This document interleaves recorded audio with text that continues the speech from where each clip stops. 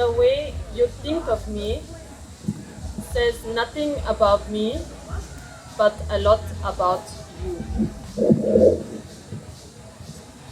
The way you think of me says nothing about me, but says a lot about you. Wie du über mich denkst, sagt nichts über mich, aber einiges über dich. Wie du über mich denkst, sagt nichts über mich, aber einiges über dich. Hallo, mein Name ist Shadi. In Österreich lassen wir uns sehr gerne von Titeln und was wir materiell besitzen beeindrucken. Na gut, ich habe Wirtschaft studiert im Bachelor, schreibe gerade meine Masterarbeit in Sozial- und Humanökologie. Ich betreibe seit 5 Jahren sehr erfolgreich ein kleines Ferienapartment für Touristen und Touristinnen aus ganzer Welt. Und seit circa 1,5 Jahren leite ich gemeinsam mit einer lieben Freundin eine Jugendgruppe für schwarze Jugendliche bei dem wunderbaren und sehr wichtigen Verein Schwarze Frauen Community. Wie du über andere denkst, sagt nichts über die anderen, aber einiges über dich. Hallo, mein Name ist Shadi und mir geht es am Arsch, dass wir uns von Titeln und materiellen Dingen beeindrucken lassen oder Menschen aufgrund Vorurteilen und Schubladendenken anders behandeln.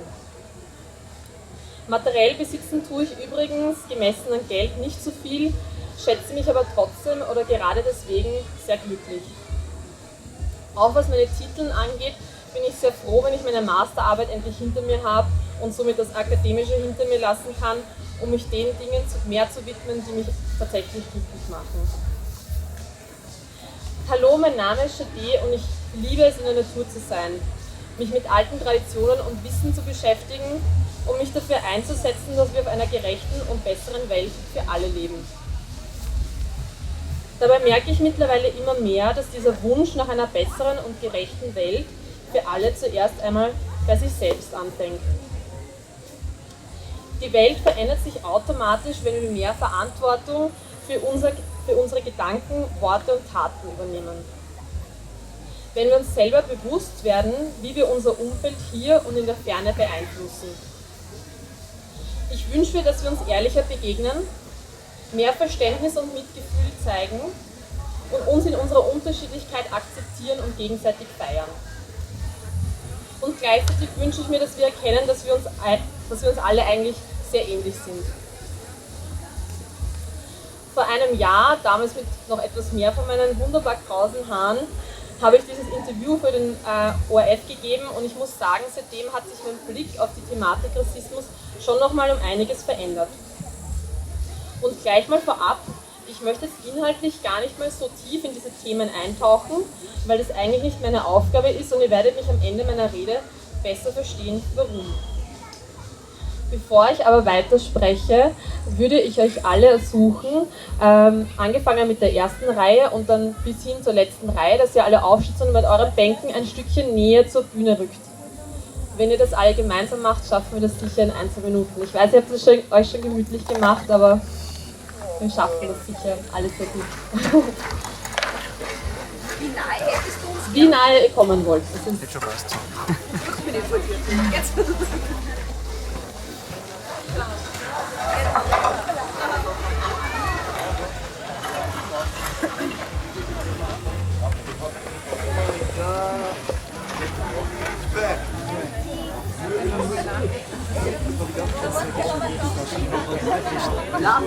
Lach sie. Tut die nicht.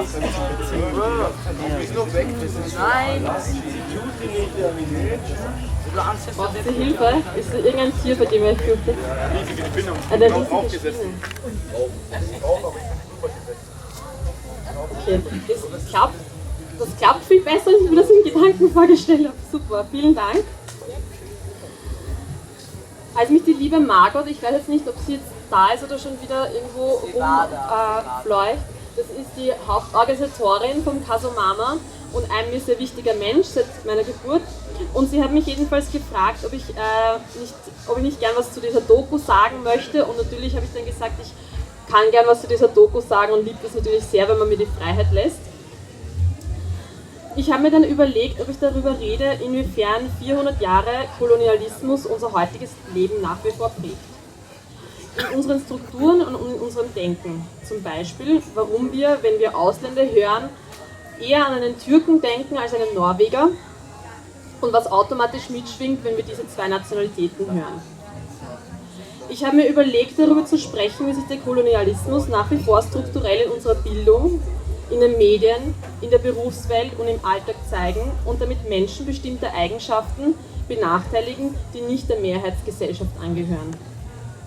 Damit meine ich jetzt natürlich Menschen mit anderer Hautfarbe, Religion, Sexualität, Geschlechtszugehörigkeit und ja auch Frauen.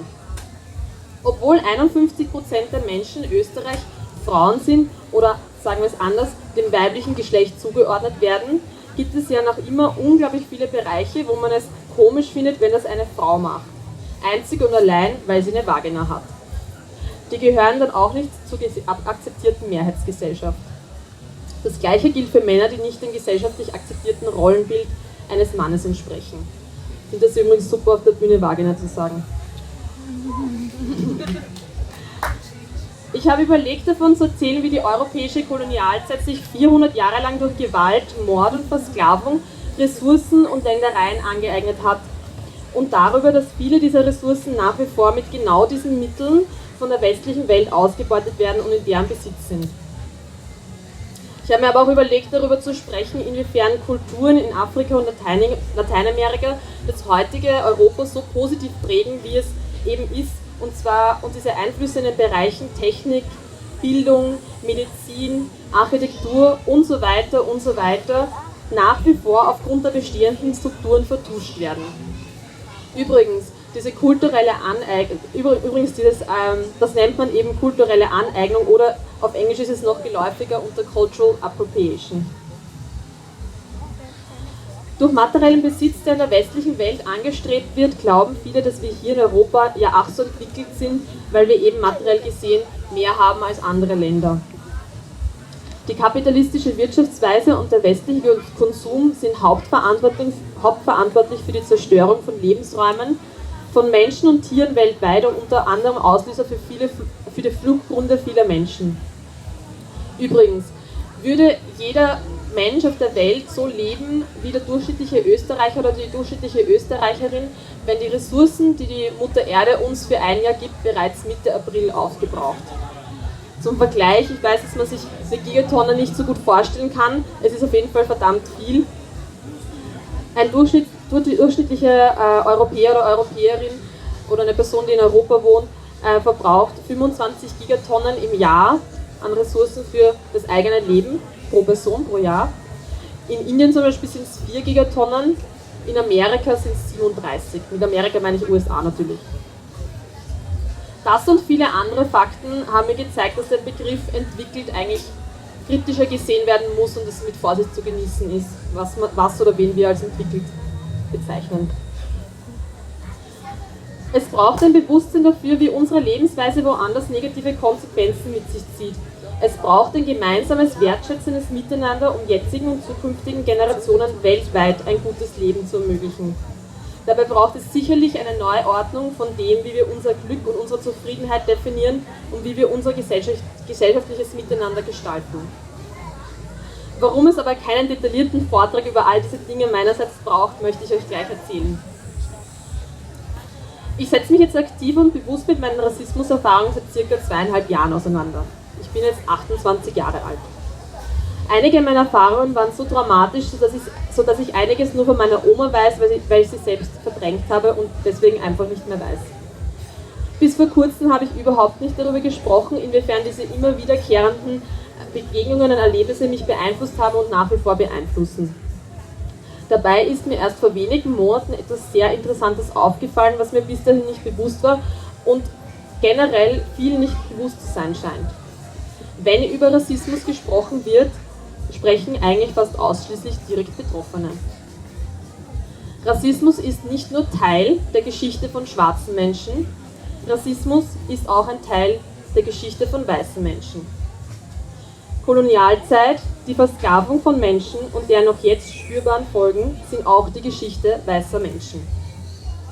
Das heißt nicht, dass man sich schlecht fühlen soll, welche Strukturen vorhergehende Generationen hinterlassen haben, aber eine Auseinandersetzung damit, wen diese Strukturen bevorzugen und wen sie benachteiligen, ist notwendig, um eine nachhaltig gerechtere Welt zu schaffen. Daher, wenn Rassismus in unserer Gesellschaft passiert, ist es unser aller Angelegenheit. Was ich vor allem in den letzten Monaten gemerkt habe, ist, dass es sowas wie diese Doku und sowas wie diesen Vortrag eigentlich von Seiten der Betroffenen nicht mehr zusätzlich braucht. Tatsächlich ist es so, dass es unglaublich viele Bücher, Lieder, Spiele, Vorträge, Workshops, Studien und so weiter und so weiter und so weiter gibt, die diese Thematik behandeln. Was es tatsächlich braucht, und das beziehe ich jetzt auch auf andere Bereiche, die in einer ähnlichen Form betroffen sind, nämlich eben Rassismus, Sexismus, Homophobie und ähnliche Bereiche. Es braucht ein Aufeinanderzugehen. Es braucht Eigeninitiative, sich mit diesen Themen zu beschäftigen, die einen vermeintlich nicht direkt betreffen. Auch wenn es bedeutet, dass es unangenehm ist. Aber dass die Auseinandersetzung mit Rassismus nicht angenehm ist, wissen wir, glaube ich, alle. In der Doku habe ich selbst das kurz angeschnitten, inwiefern ich selbst verschiedenste Vorteile in den unterschiedlichsten Bereichen hatte und ja, nach wie vor noch habe. Und klar, die legt man nicht von heute auf morgen ab. Was ich jedenfalls in allen Jahren für mich gelernt habe, das Ego ist ganz schön stark, wenn es darum geht, sich einzugestehen, dass man was man sagt oder tut, doch nicht so richtig ist. Aber diese Arbeit mit sich selbst zahlt sich aus und man lernt verdammt viel über sich und über andere. Was man sich aber bitte bei dieser Auseinandersetzung bewusst sein soll, nur weil jemand an dem Thema Rassismus interessiert ist, bedeutet das nicht, dass jede schwarze Person Expertin oder Experte auf diesem Gebiet ist oder sein möchte. Betroffene haben da teilweise sehr unangenehme Erfahrungen gemacht und ein Nein, ich will darüber nicht reden, hat seine gute Berechtigung. Oder ein Hey, sag das N-Wort nicht, hat seine gute Berechtigung, ohne das erklären zu müssen. Oder auch einfach den Wunsch, nicht ständig mit unterschiedlichsten Aussagen zurückgemeldet zu bekommen, hey, du bist anders. Auch wenn es ein vermeintliches Kompliment ist. Eine sehr liebe Freundin hat mal einen sehr weisen Satz gesagt, es kommt weniger darauf an, wie etwas gemeint ist, sondern wie es ankommt. Im Endeffekt ist es aber wie bei so vielen Dingen eine individuelle Sache und ich spreche sicher nicht für alle schwarzen Menschen dieser Welt. Daher gibt es Menschen, die eher weniger darüber sprechen möchten und dann wieder welche, die da sehr offen sind oder denen es egal ist. Oder es hängt eben von der momentanen Gemütslage ab. Ganz normal eben. Wir alle sind nur fähig, etwas zu geben, was wir auch besitzen. Wie anfangs gesagt, habe ich davon gesprochen, wie man die Welt verändert, wenn man am besten bei sich selbst anfängt. Sprich, wenn wir bei uns selbst anfangen, verständnisvoller, toleranter und liebevoller zu sein, können wir das auch viel besser gegenüber anderen Menschen sein. Einerseits wird uns da eigentlich bei jeder Begegnung bewusst, wie wunderbar vielfältig Menschen sind, wenn wir aufeinander zugehen. Und andererseits merkt man mehr und mehr, wie wunderbar ähnlich wir uns in unseren Bedürfnissen sind, trotz unterschiedlichster Lebensweisen und Ansichten. In dieser Form wird es mein letzter Vortrag sein zum Thema Rassismus, so ist es zumindest geplant, aber man kann auch nie wissen. Ich habe nämlich, seitdem ich mich mehr mit dieser Thematik beschäftige, gemerkt, dass ich mich mehr auf die unzähligen, faszinierenden Aspekte meiner westafrikanischen Kultur fokussieren möchte. Mein Lebensauftrag ist es sicher nicht, über Rassismus zu sprechen, denn die Informationen sind, wie gesagt, schon alle da. Ich habe vorher von Aufeinander zugehen gesprochen und habe euch ja gebeten, auch näher zur Bühne zu rücken und dabei bin ich selbst sitzen geblieben. Mein darüber sprechen und dass ich euch ein paar Buchtipps mitgenommen habe, ist mein Aufeinanderzugehen. Falls ihr mehr zu dem Verein Schwarze Frauen Community erfahren wollt, den es seit über 16 Jahren gibt, unter der Website findet ihr Informationen zu unserer Arbeit und wir sind sogar seit kurzem ein spendenbegünstigter Verein. Ich danke euch für eure Aufmerksamkeit und wünsche euch ein wunderbares Festival.